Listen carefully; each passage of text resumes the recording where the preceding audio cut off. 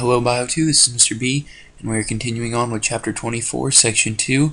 We're going to look at today how seeds develop and how they germinate. So this is going to be Part 1. Again, this is going to be broken up into two sections here. So the first question we're going to ask is, how do fruits form? We've mentioned fruits briefly before. Now we're going to take a little closer look at them today. So for seed and fruit development, so as angiosperm seeds mature, remember that's our flowering plants, this is going to be the only type that produce a true fruit are going to be the flowering plants. The ovary walls thicken to form a fruit that encloses the developing seeds. So I think I mentioned before when we did our scavenger hunt and things like that, that fruits were just basically an overgrown ovary of a plant. And that's what it's saying here. The ovary walls thicken and they form a fruit that encloses the developing seed. So its main job is to kind of protect the seed and to help it get dispersed. So a fruit is a ripened ovary that contains angiosperm seeds. Again, we mentioned that before. And as seeds mature, the ovary walls thicken to form a fruit that encloses the developing seeds. So that's again just repeating itself over again. They must have thought that was important to put it on there twice. And so kind of going along with the fruit theme here on how their main job is to help disperse the seeds, we're going to look at how seeds are dispersed. So we've mentioned briefly some wind and some animal pollination, so we might get a little more in depth in those.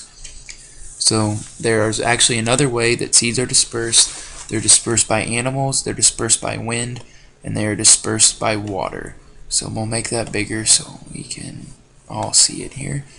And then seeds dispersed by animals are typically contained in fleshy, nutritious fruits. And that just makes sense because the plant has to be able to get their seeds out there, and animals aren't going to want to come near the plant if they don't have something for them. So they make these fleshy, nutritious fruits that benefit the animals, and the plants also benefit because their seeds are getting dispersed. And that's one of the big things in survival there, is you have to get your seeds dispersed. And then the seeds of many plants are eaten by animals. Again, that's just kind of common knowledge here. And these seeds are covered with tough coatings that protect them from digestive chemicals, allowing them to pass through an animal's digestive system unharmed. So that's a very important thing here. Our stomach lining and our stomach acids and things like that are very strong. They're very corrosive, and they're even probably stronger in some animals. So seeds have to be tough in order to survive once they get eaten. And we're not, and animals, you got to think like maybe a deer. They're not smart like us. They don't spit out the watermelon seeds and things like that like we would. They just eat it all. So the seeds have to remain unharmed as they pass through the deer. And the seeds then sprout and the feces eliminated from the animal. It may seem gross, but that's how a lot of plants survive there. They have to basically just pass through the animal's digestive system and then grow in the feces. And then seeds dispersed by wind and water are typically lightweight. Again, that kind of makes sense there, because allowing them to be carried in the air or to float on the surface of the water. That's just kind of makes sense. I mean, you have to be light if you want the wind or the water to carry you. And then just kind of some special features here. Some seeds are encased in wing-like structures that spin and twirl, helping them glide from their parent plants. I believe we've all seen those. I think we all just call them helicopters, is what we call them whenever we see them.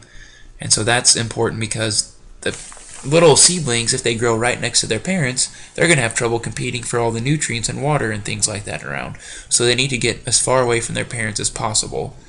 Another kind of interesting thing here is a coconut is buoyant enough to float in seawater with its protective coating for many weeks. So we think of coconuts being really hard and really heavy, but they can actually float in water. Buoyant just means their ability to float. And then our last is tumbleweed plants. They break off at their roots and they scatter their seeds as they're blown by the wind. So we've all seen the Wild West shows and movies where those plants are blown across. That's what a tumbleweed is. So they literally break from their roots and they scatter their seeds when they're blown around by the wind. So that is it for the first part of this section. If you have any questions, let me know.